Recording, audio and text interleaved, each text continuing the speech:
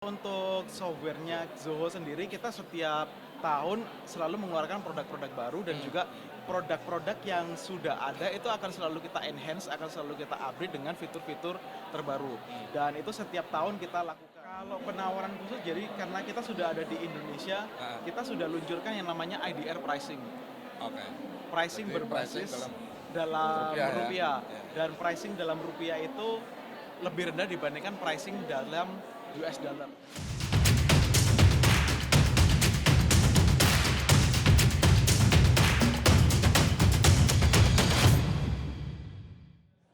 Baik, terima kasih. Kembali saya Ahmad Puri dari Earthwalk YouTube Channel. Dalam kesempatan ini kami hadir di ajang pameran PTI tahun 2023 yang berlangsung di G-Expo Kemayoran. Saya ada tamu yang menurut saya cukup penting.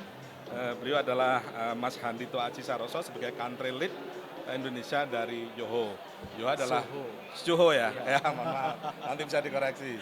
Nah, tentu kita ingin tahu ya sejauh mana solusi-solusi yang terbaru yang mungkin dihadirkan pada kesempatan kali ini, dan tentunya juga komitmen bagaimana untuk mendukung transformasi digital di Indonesia, baik di kalangan pelaku usaha maupun juga di kalangan pemerintah, karena kita tahu di pemerintah ada SPBE, sistem pemerintah berbasis elektronik, dan juga ada smart city yang lagi-lagi semua membutuhkan dukungan teknologi baik dari sisi software maupun hardware-nya itu sendiri. Mungkin bisa disapa dan bisa apa kira-kira yang dihadirkan Zoho ya di Ya, kesempatan Zoho. kali ini. Oke, jadi kalau terkait dengan update terkini dari Zoho, yang paling kita mau tonjolkan, kita udah punya kantor sendiri di Indonesia. Jadi udah ada representatif office-nya Yes, di itu ya? kita sudah punya kantor sendiri di Mensana Tower Cibubur di lantai 6.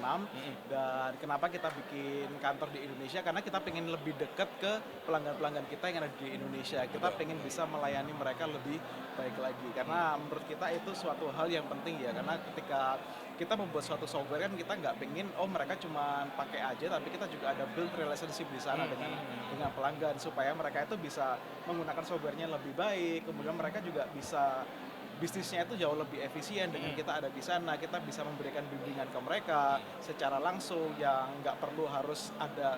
Kalau sama ini kan kita lakukan di kantor pusat kita di India, kebanyakan orang Indonesia kan nggak bisa bahasa Inggris ya. Jadi dengan adanya representatif office yang di Indonesia itu sangat membantu untuk menghilangkan language barrier-nya tadi. Jadi itu Gitu. tahun lalu ya kan misalnya? Baru tahun ini. Oh, tahun ini ya? Iya. Oke, jadi pas ini tahun Akhir ini ya. Februari, tanggal 28 Februari. Jadi apa saja layanan apa yang dengan ada representative office itu apa misalnya customer yang bisa? Kalau di Indonesia sendiri, kita untuk semua produk itu udah bisa kita handle di Indonesia. Dan kita juga sudah punya partner-partner yang memang bisa digunakan untuk membantu implementasi dari softwarenya Zoho. Jadi ketika mereka butuh bantuan, aku mau implementasi misalkan Zoho CRM, tolong dong ada nggak partner yang bisa membantu? Kita sudah punya banyak partner lokal, dan karena itu lokal, otomatis nggak ada kesulitan dari sisi bahasa. Gitu. Artinya kalau ada kesulitan, orang lokal Orang akan lokal lebih akan leluasa lebih untuk leluasa. mendapatkan layanan dengan Betul. bahasa Indonesia juga gitu ya. Betul. Oke. Nah, kalau solusi-solusi inovasinya yang dihadirkan apa aja? Atau mungkin kita tahu bahwa semenjak pandemi ini kan terjadi lompatan baru dalam hal transformasi digital ya, termasuk di kalangan pelaku usaha untuk mengakomodasi keinginan atau tuntutan dari pelanggan dan sebagainya. Nah, apa ini Zoho? Kalau untuk softwarenya Zoho sendiri, kita setiap tahun selalu mengeluarkan produk-produk baru dan juga produk-produk yang sudah ada itu akan selalu kita enhance, akan selalu kita upgrade dengan fitur-fitur terbaru. Dan itu setiap tahun kita lakukan. Misalkan untuk di CRM-nya kita, di tahun ini kita sudah luncurkan model CRM itu yang tampilannya bisa drag and drop. Jadi kalau kita biasa ngeliat CRM itu kan kayak monoton gitu ya, cuma kayak list data. Nah, kalau dengan menggunakan CRM-nya Zoho, namanya itu Zoho Canvas, itu mereka bisa bikin visualisasi yang lebih menarik di sana. Jadi supaya data-data yang ada di sana itu bisa terlihat lebih jelas, kemudian ada visualisasi gambar customer-nya, ada visualisasi gambar produk, itu semua bisa ditampilkan di sana. Jadi lebih personalize ya untuk Betul. meng-capture dari pelanggannya itu sendiri ya. Dan supaya orang sales itu mau pakai, karena kecenderungannya orang sales nggak mau pakai CRM itu apa sih? Bosen, Pak. Karena isinya gitu-gitu aja gitu kan. Jadi dengan adanya banyak visualisasi itu orang sales akan terpacu dan juga kita bisa bikin semacam kayak gamification juga di sana. Jadi orang-orang sales itu bisa termotivasi untuk bisa menjadi yang terbaik dengan game-game yang bisa kita adakan di dalam CRM tersebut. Gitu. Kalau solusinya sendiri sudah banyak ya, ada apa aja Kalau apa, solusinya XR, kita mencakup itu finance, itu hampir semuanya semua ya? lini bisnis, mulai dari untuk marketing, kita ada untuk automation, email marketing, kemudian ada untuk social media management, kemudian untuk yang lain-lain kayak misalkan untuk building website, building landing page, kemudian untuk page optimization itu kita juga punya. Kemudian untuk finance kita juga ada untuk accounting software, invoicing, expense management kita juga punya. Ya. Untuk sales ada CRM, kemudian ada automation untuk sales kita juga punya. Untuk SR pun juga ada untuk rekrutmennya, kemudian untuk SRIS-nya kita punya. Kemudian untuk collaboration tools yang semacam komputernya kita, kayak misalkan untuk meeting software-nya, kemudian cold storage kita juga punya sendiri dan juga ada BI tools-nya juga. Ya, ya. Gitu. Untuk bisa ngubah data itu tadi menjadi insights dan berupa visualisasi. Jadi hampir semua lini bisnis kita sudah masuk ke sana. Ya. Sudah ada produknya. Artinya semua kebutuhan yang diperlukan oleh misalnya company termasuk misalnya UKM, solusi-solusinya udah ada di Ya, Zoho ya. sudah ada di Zoho dan lebih baiknya kayak gini. Di Zoho kita antara platformnya kita atau antara softwarenya kita itu kita sudah bilang itu unified. Maksudnya seperti apa? Itu sudah nggak perlu diintegrasikan lagi. Ya, ya, ya. Jadi itu sudah native integration by design kita istilahnya. Jadi ketika mereka implementasi Zoho, mereka udah nggak usah bingung untuk mengkonekkan antara CRM dengan email marketingnya kayak gimana ya, itu sudah terkonek secara otomatis. Itu akan lebih mempermudah supaya implementasinya jadi jauh lebih cepat gitu. Nah, ini go to marketnya itu solusinya based on cloud atau gimana? Misalnya karena kan pelaku usaha itu size-nya mungkin beda-beda dari awal mungkin kecil, saya mau pakai ini dulu misalnya. Jadi gimana solusi yang ditawarkan oleh Zoho dalam hal ini?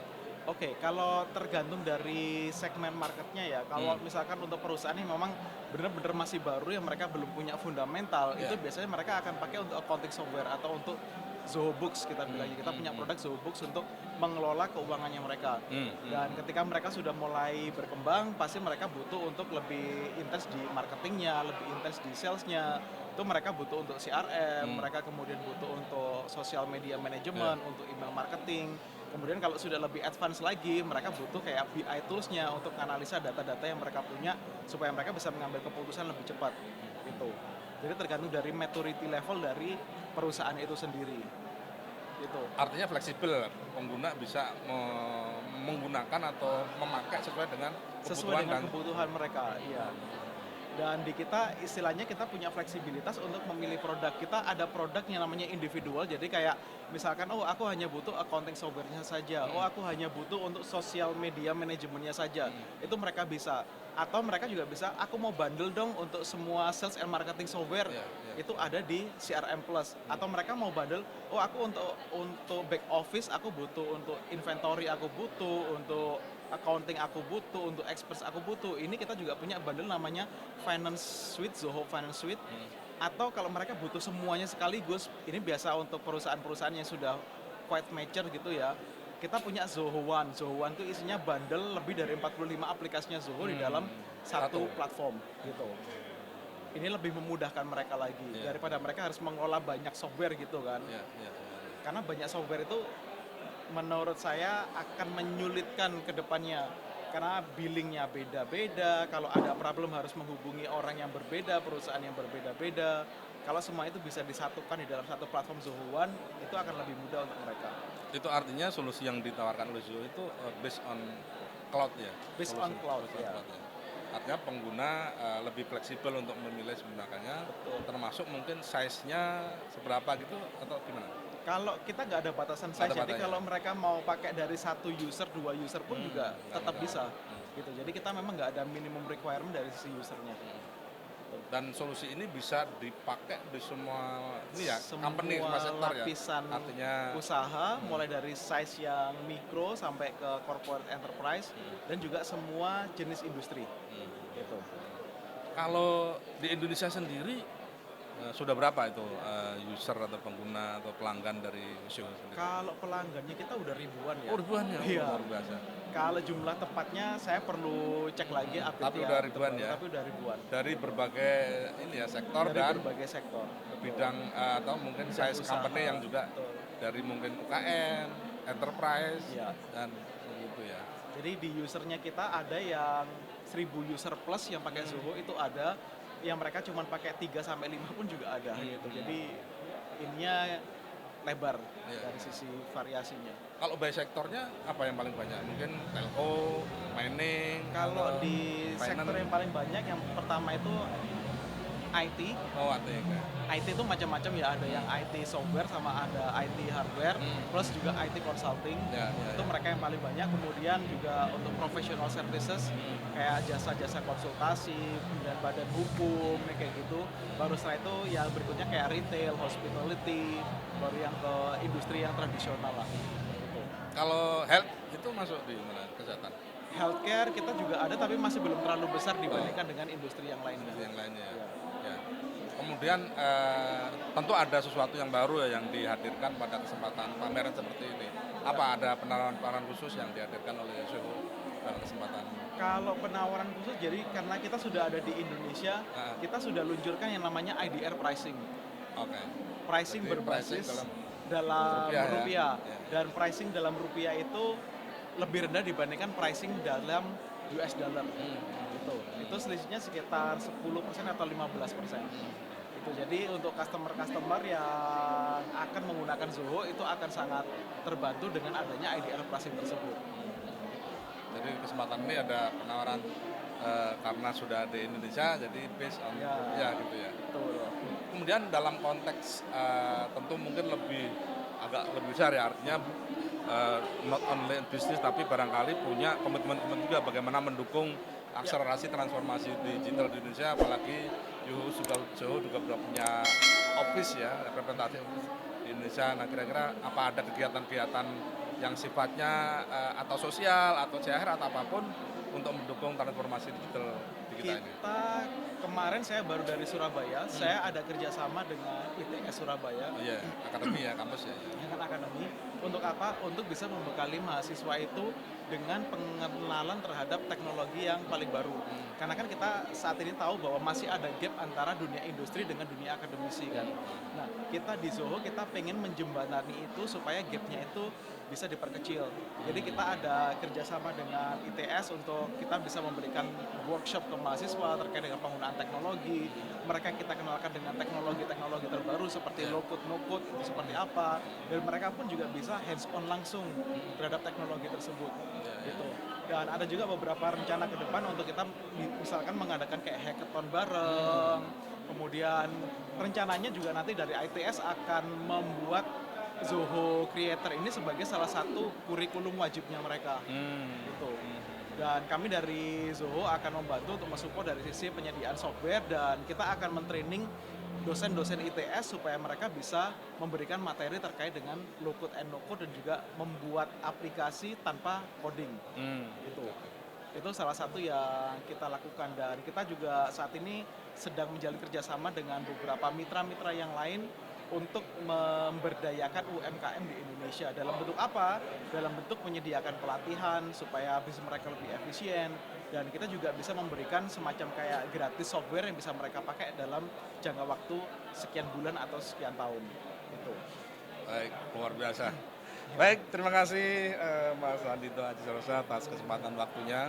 Tentu ada inovasi-inovasi baru dan juga ada penawaran baru juga, ada harapan baru juga dengan hadirnya Zoho di Indonesia tentunya. Dan mudah-mudahan juga bisa berperan dalam mendukung transformasi digital di Indonesia yang tentu menjadi harapan masyarakat dan juga pemerintah. Demikian perbincangan kami, mudah-mudahan bisa memberikan cakrawala dan manfaat bagi pendengar semua. Terima kasih, saya Ahmad Turi, saya akhiri. Assalamualaikum warahmatullahi wabarakatuh.